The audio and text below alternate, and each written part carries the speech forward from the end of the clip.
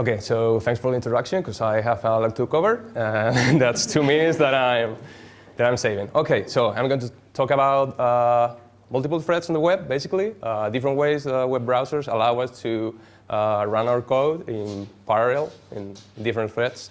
So first, a little bit about me, but it's all been said, but I am mostly a front-end web developer. I've been working on this full-time for the last 2.5 years or so. And so I really like JavaScript, I really like React, and the whole web platform. I think it's a great ecosystem with a lot of potential. And we're going to talk about some of that in this talk.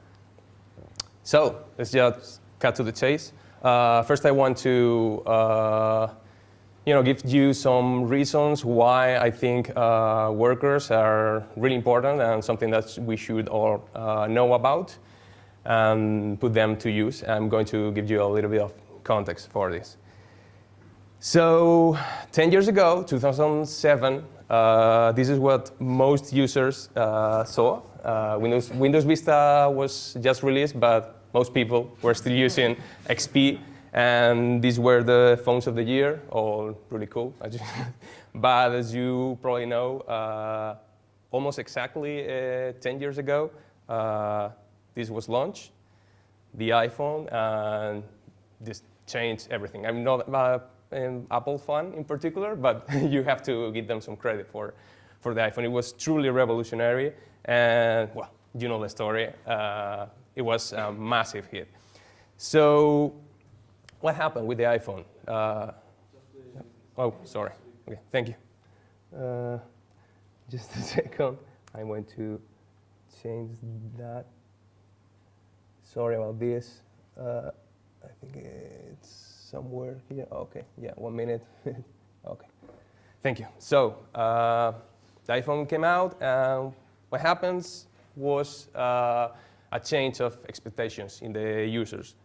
With the advent of the App Store a year later and all these great mobile apps, people started to expect different things from not only mobile apps, but from software in general. So they expect nowadays software in general to load very quickly. They expect software to be fast to respond. They expect smooth animation. They expect that software works offline and that it syncs back up all changes that they have made when they were offline. And they expect some kind of system integration, following design guidelines, notifications, all that stuff. So what has that to do with the web? Well, they also expect a lot more things, gaming, shopping, all kind of stuff, geolocation, access to sensors. Software has become really powerful and advanced in these 10 years. So we have to move from web pages to web apps. That's the thing. And workers help us with this very much. So not much with the quick load and with a lot more parts. Quick load just a bit with service workers, but we're going to be focusing mostly on these other topics. So how workers help us in that regard? Well, there's two sides to it.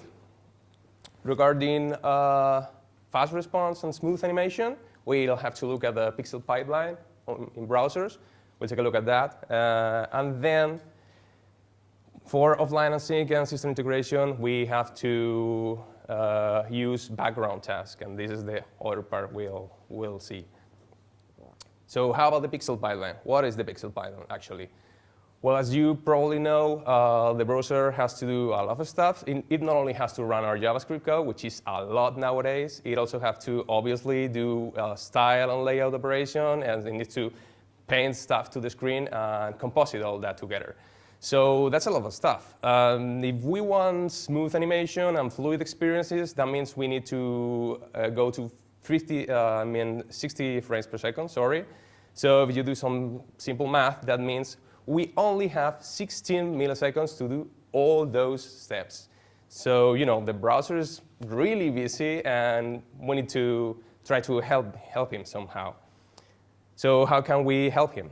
Well, we can optimize JavaScript execution. That's one of the ways, so that the time of execution is shorter. And we can also optimize styles and layout operations. We're not going to talk about that today. We're going to focus on JavaScript execution. So with that, there's two ways to do that. We can divide the task at hand in small batches, because if you need to run some tasks that takes 100 milliseconds, you just can't do that, because you only have 16 seconds per frame. It will drop a lot of frames, and the experience will be terrible. So you can take a big task and divide it in chunks, and then run a little bit of the task in each frame to achieve that performance, to let time for the painting stuff to happen. And the other way is, just take the tasks and run it in another thread, right? So the main thread is concerned with painting, no more JavaScript, or very little, just to listen to user events, user input. And the other thread just does all the hard work. So obviously, we're going to be talking about that in the form of web workers. But please do notice that workers do not have access to the DOM. So the thing is, you have a worker, which is a thread, and the main thread communicates with it back and forth. And the worker just basically processes tasks, do computations, and sends the result back to the main thread, which is the one that actually renders stuff to the user. So that's important to know. If you need to do DOM-specific operations, of course, you need to divide your JavaScript in small batches to actually render stuff. So that's one side, web workers, and we're going to talk about service workers as well. This is the other side of the equation for background tasks, for offline, for syncing, and for system integration. All these things can be achieved with service workers, resource caching, so that our web apps work offline, push notifications for better system integration, background synchronization, and also app installation. Service workers do not install the apps by themselves, but they are a requisite for that to happen. So this will be all covered by service workers. OK, so now that we have an idea of how both web and service workers fit into the general perspective and how they can help us in meeting the user's expectations, we're going to see what are the differences between the types of workers. So there's probably more workers that you expect. You may have heard about web and service workers, but there are actually more, and they are pretty weird. Web workers are the oldest of the bunch. We'll talk about them today. Service workers are kind of new, like 2.5 years, and we'll also talk about them. And there's something called shared web workers, which was implemented in some browsers, and then some of them removed support. So I would say they're pretty much dead. They didn't really give us much advantage. And then there's audio workers, which is actually on spec. It's been there for a few years. Nobody has implemented it, so who knows? I'd say this is dead as well, but the web is the web. You never know. So we'll center in web and service workers, basically. So let's see what's the difference. You might think that this is all the stuff that a web worker can do. Service worker will be an extension of it. They share some common functionality, and then service workers do a bit more. Well, this is mostly true, but not exactly. The main difference, and this is probably, I wouldn't say the most important thing of this talk, but it's really important. The main difference is that web workers are a regular thread. I mean, you instantiate the worker, it starts running in a different thread, and it will keep running until you either close it or the user closes the website, your page, at which point it will stop. However, service workers are different. They're mostly event-driven. They're not guaranteed to run all the time. They are just instantiated, and they are there listening. They respond to events, and once they respond, they just stop. They go to an idle state and just wait for the next event. And unlike web workers, they can run even when your site is not open, and for certain platforms, even when your browser is not open. So, for example, in Chrome for Android, you can get notifications for a website even with the browser closed, because the operating system actually is running a little process in the background that is listening for events from service workers. So that's pretty cool. That's putting the web apps really aligned with what native apps can do. So let's see some common features of both web and service workers, things you can do with both, the basis of it. This is what we can do, basically. It's pretty simple, really. We can change messages between the main work thread and the workers, back and forth. We can import other scripts from the workers so that we can modularize our code a little bit. We can do network requests. There's support for the old XML HTTP request API, also the new Fetch API, and we can even use WebSockets. So that's pretty cool. And finally, we can cache data. We can cache network resources, which will help us with offline experiences. So that being said, we're going to see a little bit of code. We're going to see how actually web and service workers are used.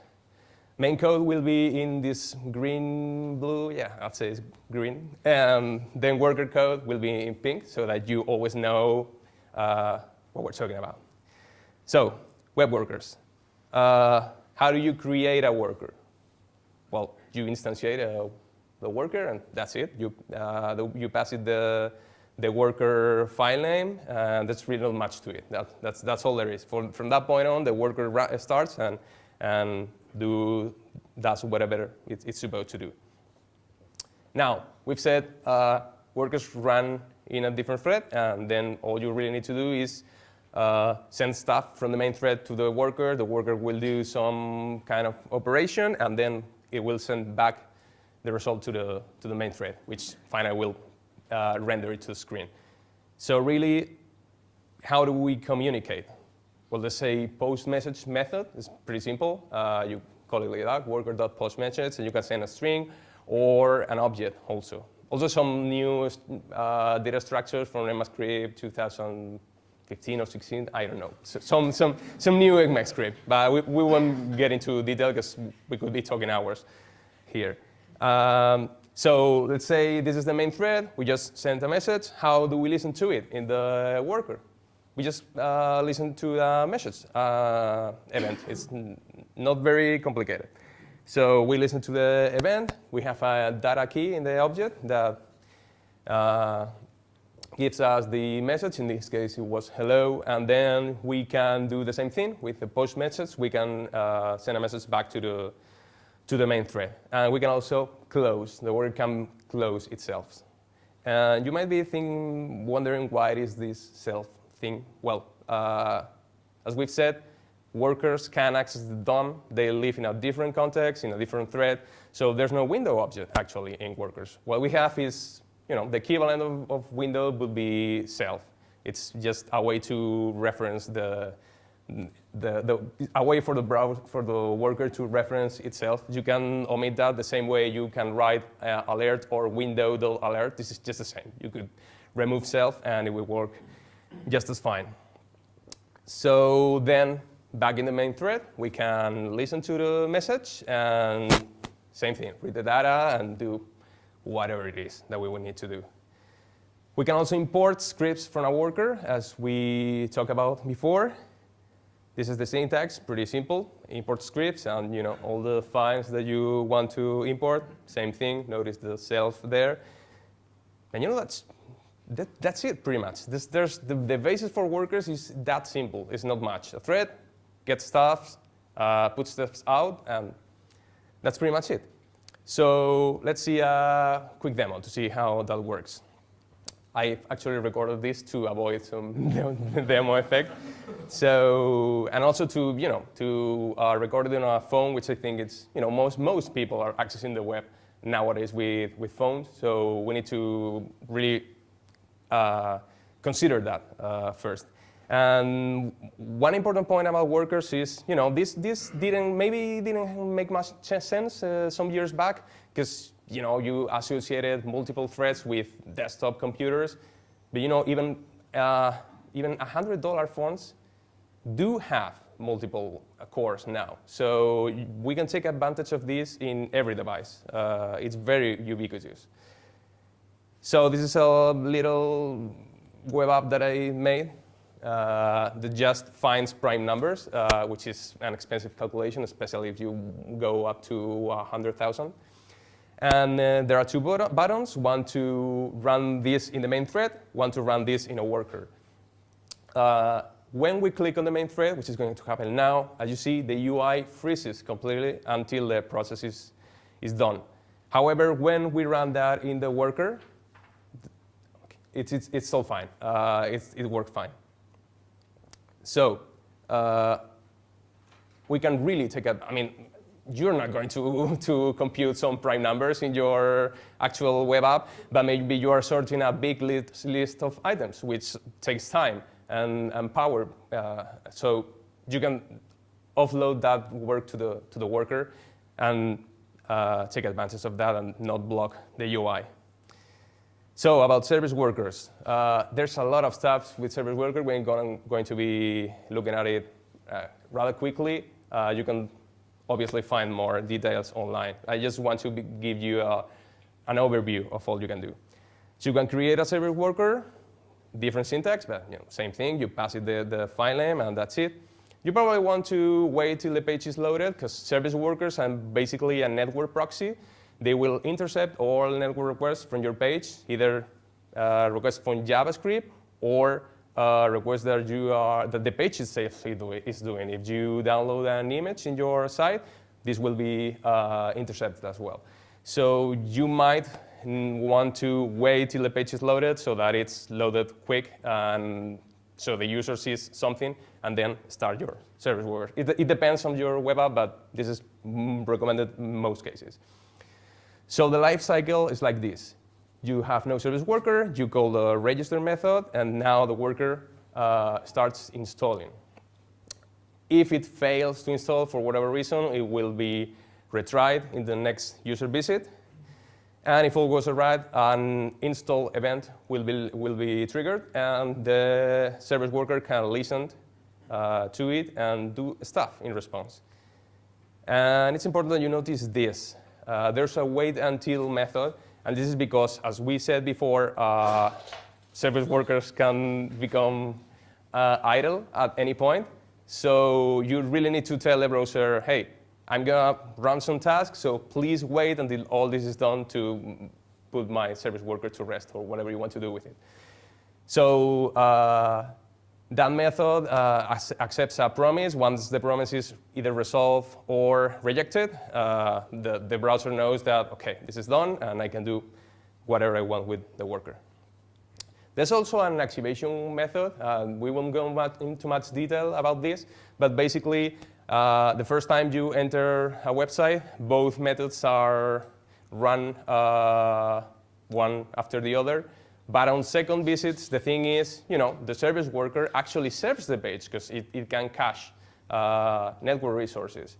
So you don't want the new worker to be activated immediately to take control of the page, because maybe they are, it could be weird. The cache could have old resources, but the new service worker, it's actually programmed to serve new ones. So it can be messy. So the default behavior is that when the service worker changes in new user visits, it will be downloaded, it will be installed, but it won't be activated until the next user visit, so that versions, cache versions and service worker versions can match, and we can avoid messy stuff with that. So there's the activate event, same thing, wait until, so that you can perform whatever it is. Usually in the install and activate phase, what you do is cache resources that are essential to your site, as CSS files, the images that you are using, the HTML pages, all that stuff that you know you need for your site. So next time, maybe you can serve it from the cache, and you don't even need to do a network request. We'll see that in a moment. So once it's been activated, the worker goes to an idle state, as we talked. And then it could be terminated, unless there's some kind of event, fetch, message, whatever. We can receive fetch events, as I talk, every time a network request, every time the web page fires a network request, this event will be triggered, and you have your service worker there to intercept the network request and do whatever you want. You can fetch the request, actually fetch it, or you can send something back from the cache. And same thing. Now, rather than wait until is respond with, this method will take care of sending the response back to the main thread, whether it's from the cache or whatever it is. And then there's also a message method. This is for when you use the postMessage method that we saw before. This is the listener, just like regular web workers. Also push, which we'll see. So how do you cache network resources, which is basically the main point of service workers? You open the cache, and you add stuff to it, pretty easy, with a URL. This will first fetch the resource from the network, and then add it to the cache. Same thing if you want to add multiple resources, you can just pass it an array of resources. This is usually done in the install phase. You say, OK, all that stuff that I need, I know, I'll request it and cache it. And then you can cache individual resources in the form of request and response. This does not do the fetch part. You have to do the fetch manually and then cache it, whatever in the way you want. This is more granular. We'll see it. We're not going to see a full example of it. So how do we get resources from cache, or maybe get them and then cache it? How this all works? OK. Let's imagine we just received in the worker fetch event. So the fetch event has a request key that is the actual request. With this syntax, we can look in the cache for the asset. If it's there, we just return the cache response, and that's it. This would be a cache-first approach. If it's not, we can run a fetch, just a normal fetch. And then if the response is fine, we can put it in the cache. If not, I wouldn't put in the cache 404. That's stupid. And this is what we just saw before. And then once it's cached, we can return it to the main thread. So this would be an example of intercepting requests and serve them cache first. If they are in the cache, we serve it. If not, we go to the network, cache it, cache the new resource, and then send it back to the main thread. We can also handle notifications with service workers. So this is how you show a notification. Not much to it. You can put actions in it. So there are buttons in the notifications to listen to stuff that the user does. And there's a notification click event. Do notice that you can read the action that was clicked by the user, and you have a notification reference so that you can close the notification. There's also an event to listen for notification close. We're going to see a demo of all this. But as you can see, you can do really a lot of stuff with service workers. It's really powerful. And this works in the background as well. You could have your site closed, but the service worker keeps running in the background. So the server could send a push to the service worker, and the service worker will wake up and, for example, show a notification. So you can show notifications to the user even when your app is not running. Same way as native apps. This is a native app-like experience. Finally, we can synchronize in the background. And this is really, really simple. I thought this would be more difficult, but it's actually simple. You just call registration.sync.register. That will register an sync event. And if the user has connectivity, the event will be fired right away. You don't have to worry. The event will be fired right away, and the service worker will do whatever it has to do, whatever you program. If the user is not connected right now, the browser will handle retries. It will try later. It will detect if connectivity is now available, and it will launch your action. So you don't have to worry. You just call this method, and the action would be scheduled. And then whenever you have connectivity, there's a sync event that you can listen in the service worker. And same thing, event.waitUntil, and you run whatever you need.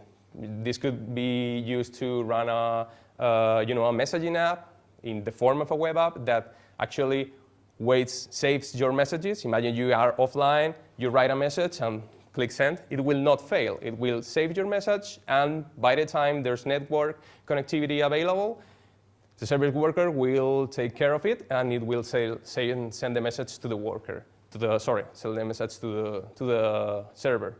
So that's pretty powerful stuff. So that was a lot.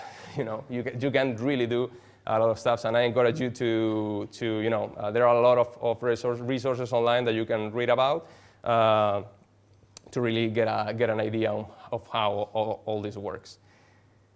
So then another demo what we are going to see now is a web app that is cache first and also uses notifications to do certain things. This is a simple app. It has an input text field that you can write GitHub usernames in there, and it will go and get the picture of the user and render it to the screen. So the cool thing is that it does this with notifications. So let's see. This is the app. We have a notification now will appear up there, add picture button.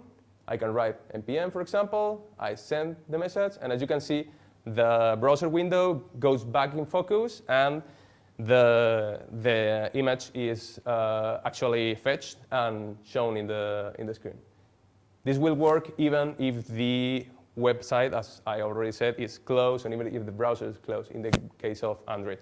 So it's pretty powerful. And another thing that this web app does, which you can see later, I will publish the URL to the code repository in Twitter later. Once it fetches a user image, it caches it, so you can open the website next time and type npm, as in this example, and it won't do the network request. It just will show you the image instantly, which is pretty cool. You can check it out later. So we have 3 minutes to finish, so just in time. I thought I was going to be consuming a lot of time, but no. Some practical notes. So, because you just saw, you can do a lot of stuff, and particularly service workers, there's a lot of manual handling. It's not difficult. The API, it's kind of nice. It's promise-based, so I think I like it. But there's a lot of manual stuff and a lot of, a lot of stuff. So you might want some more declarative ways to handle this, like for this route or for this asset, I want cache first. For all these, I want another strategy, maybe network first, so maybe both, and the one that gets the result quicker, use it. So there are libraries and tools to simplify all this and make it more declarative and make it all more like more or less like you'd have a config file in which you set all the rules that your service worker needs to follow. And you don't need to be that much imperative, like now do this in response to this other event, do that other stuff. It's a little bit nicer. So talking about libraries, these are libraries for web workers. They just make it a little bit nicer to work with web workers, passing messages along, passing functions. I mean, not rocket science, but you could kind of use it. It just makes it a little nicer. And then for the service worker part, this is interesting. There are 2 libraries by Google, pretty nice, both of them. Precache implements a cache-first strategy. It will basically generate a service worker that will cache all your local assets.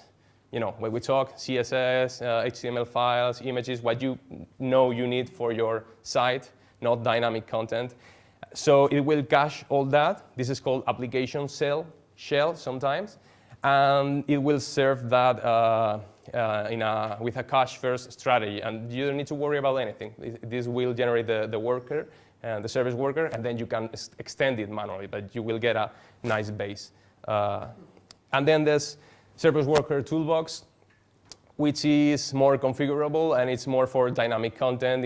It's It's a collection of helper functions to actually use in your service worker. It's more manual, but it allows you to cache, basically define caching strategies, like what I talked about before. Maybe this resource use a cache first strategy, this other one network first, whatever. So about tools, I just leave this up to you so that you can check it. But these are some tools, particularly for the Webpack ecosystem, that really are the de facto standard for working with this stuff. They really simplify working with them. So final notes on browser support. Web Workers is amazing support, so really good news. You can use it right away, like tomorrow. You can do something with Workers, it will work fine. Service Workers, not so good, but it's not bad. Amazingly, Microsoft Edge actually has this implemented behind a flag, but at some point they will remove the flag, so it's pretty cool. Internet Explorer, we don't care about that anymore. Safari, well, Safari. I don't even talk about it. So finally, what's next in this field? The advent of web workers, they are kind of old in front-end terms, kind of an old technology, but they are not used a lot. And I think it's a missed opportunity here. There's a great post by Nolan Lawson that talked about all this, and his idea basically was that you would just restrict the main thread for UI operations, for rendering to the DOM and listen to user input. And then the rest of the stuff, everything, you do it on a web worker. Even the diffing in the case of virtual DOM libraries. You would just handle actions, every computation in a worker, and the main thread will be concerned only with UI updates at event listeners. So that way you can have a really, really responsive UI. I don't think this is used as much, even though this post is, I think, 2 or 3 years old. But I think it's a really great architectural idea, and so I wanted to showcase it. And finally, there are new platform integration features coming, which are awesome. In Chrome for Android, web apps will be installed as an actual app. It will not be an icon on the home screen, but it will, as you see right now, Flipkart Lite there on the top. They will be actually on the up drawer, side by side with native apps, which is really cool. And also even Microsoft, the Windows Store will actually auto-ingest quality progressive web apps and show them in the store, side by side with regular apps. So this is really pretty cool. There's a bright future for this. So in conclusion, what should I learn from all this? Well, my conclusion would be that the web platform is really amazing. It has really caught up with native apps in these 10 years since the iPhone and the app stores. And to me, really, the web is the future.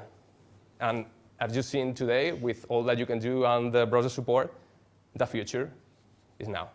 So thank you.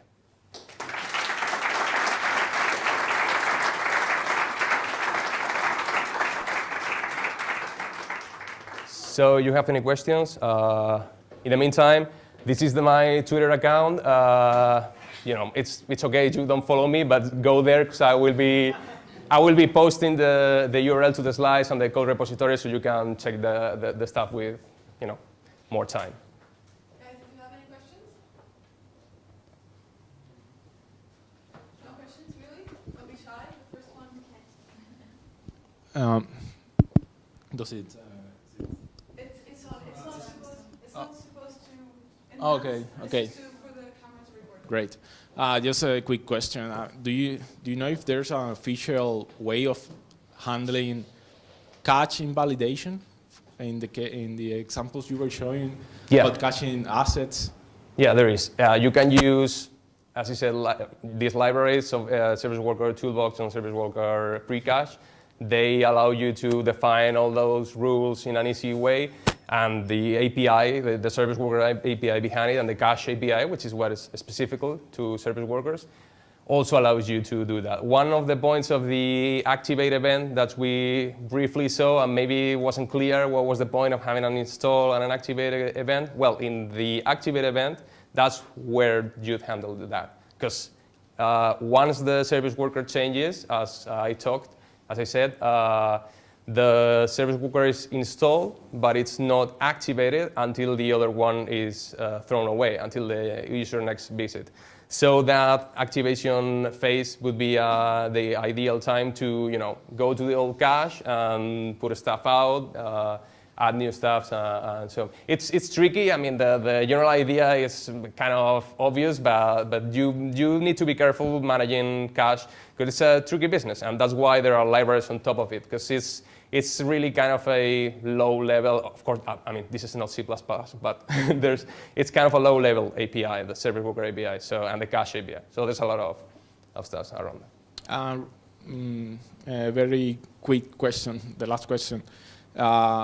What about shared state in workers? They can share the state, or there's some kind of exclusive access to some shared state that some API for exclusive access to shared state or something like that? Well, the thing is, that was kind of what the shared workers were for that died. So there's not that. What you could do is, one thing I haven't mentioned is that, the cache API is to cache network resources that have a URL associated. That's it. But if you want to cache application state, or you want to cache whatever it is, you have from the workers, you don't have access to local storage, but you have access to IndexedDB. So you can use IndexedDB as a local database, put stuff in there, and then read it from the worker, from the main thread, whatever. Okay. So that's the way you handle that. Okay, thanks. One last question. Yes, I want to know, I know, in theory, the best way is to only handle UI in the main thread. But for now, what would you say it's the best approach to when deciding what to put in a web worker or what to put in a service worker? Okay. First, service worker basically is meant to do, it's a network proxy, basically. So if you want to cache stuff or respond to fetch events in some way, you need to use the service workers because you can then, from web workers, you can fetch data, but you can't listen to fetch events that come from the page. So you really can do that in there. It would be something for service workers. As for web workers, as we saw in the slide with the figure, you could actually offload pretty much not everything, but all that you do in JavaScript besides rendering to the DOM, you could offload it to web workers. It is not a very common practice, but I think it has a lot of potential. And if you are obviously, probably you'd first write your app in a single thread. I don't know, that's what most people do. But then when you need to start optimizing, that's one of the ways. You can do some performance profiling. We didn't talk about that, but you need to know about that and see where is the app dropping frames and see where are the actual gains. Can you optimize? You could optimize your JavaScript code, but another way would be, okay, this is consuming too much, so let's move that operation to the workers. There's a library in all this data slide with the libraries that I have. There's a library for Redux, which is an application state library that allows you to actually take Redux actions in a really easy way and send them off to a web worker. And you can specify which ones. So if you know there are some specific actions that consume a lot of resources, you can say, okay, that action I need to offload it to a web worker. It has a nice API, so you just define some metadata for your action, like this needs to be in a worker, and it will fire the worker, do the stuff, and return the results back to you in another action. So that would be the general idea. There's not a lot of use, more service worker, but web workers are kind of forgotten. I don't know why, because that was one of the points of the talk to really expose web workers because I think they're really great and people is not using them as much. So I hope that answers your question. Yes, thanks. Thank you, Ramón. Okay, thank you.